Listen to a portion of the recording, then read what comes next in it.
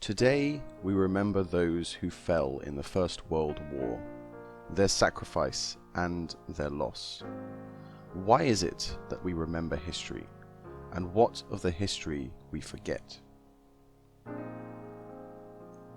Some students I work with asked recently why it is that we celebrate the attempted assassination of a monarch and his parliament.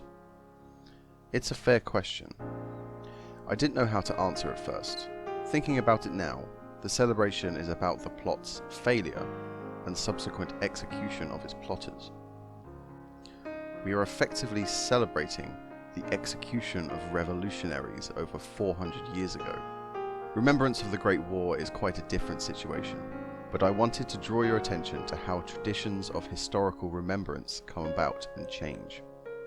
Armistice Day is only one name for the ceremonies which take place on November 11th.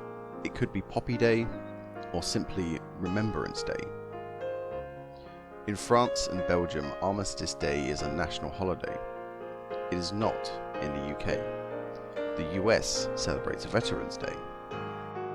These differences note the experience of war. France and Belgium faced the brunt of destruction as a result of war on the Western Front, while the United States was practically untouched. The public consciousness taken instead by other wars, insurgencies and occupations of the 20th century. Poland commemorates its independence on the same day, observing many of the same traditions, as it was the Treaty of Versailles which founded the modern nation. In the Netherlands and Norway, similar practices are performed on VE Day, when those nations were liberated from occupation in 1945. More troublingly, since 2012, Russia has celebrated not the end of war, but its beginning, holding parades on August 1st, the date Tsar Nicholas declared war on Germany. Is Armistice Day to honor those who died, prevent repetition of the same mistakes, glorify a nation's military, or something else? Your answer may very well depend on what side of the spectrum you find yourself in the present political landscape.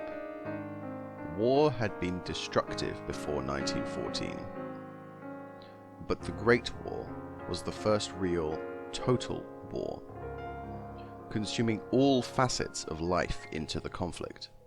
Previous wars had involved mobilizing vast amounts of the population and resources of a nation, but the Great War was quite a different scale. Is this why we reserve a day of remembrance?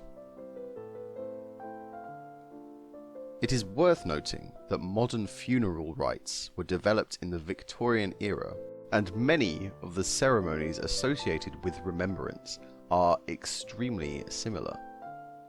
There are war graves for those who died in the wars before 1914. These were often prohibitively expensive and usually only established by the wealthiest families. Unlike this, there is a Department of Government in the UK and several other organisations dedicated to maintaining the memory of the Great War. A cenotaph in the centre of London, pride of place outside the halls of government, is a focal point of remembrance each year. The word would be understood to mean empty tomb, literally translated from the ancient Greek, and is an old practice. Usually a cenotaph was temporary. Following the Great War, stone cenotaphs were built to be a more permanent feature.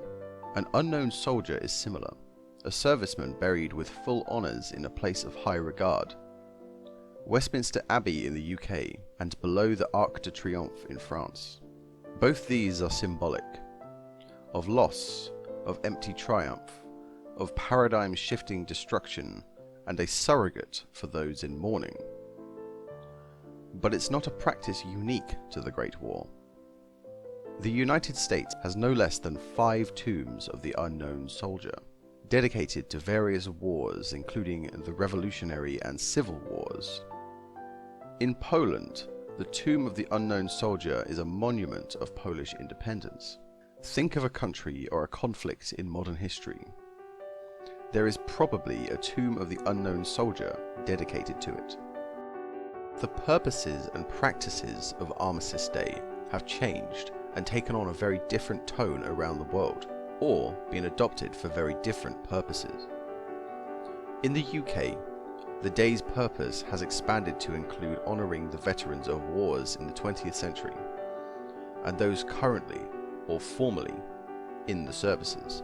Honouring the war dead helps people and communities rationalise loss, an extension of the grieving process, sharing many of the same rituals, and makes sense of an otherwise tragic circumstance, bringing together communities in a shared act of remembrance.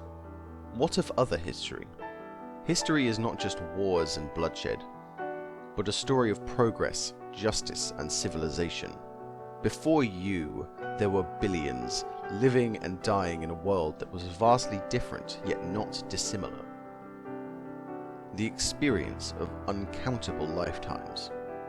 They too are gone, but their influence on the world is not lost, just as those we strive to remember on November 11th. Today, as we go out to observe traditions of remembrance, spare a thought to those who told the story before, long ago and yesterday, on whose shoulders you stand and to whom there is no memorial. History is not dead, nor is it separate from ourselves. We are living history right now.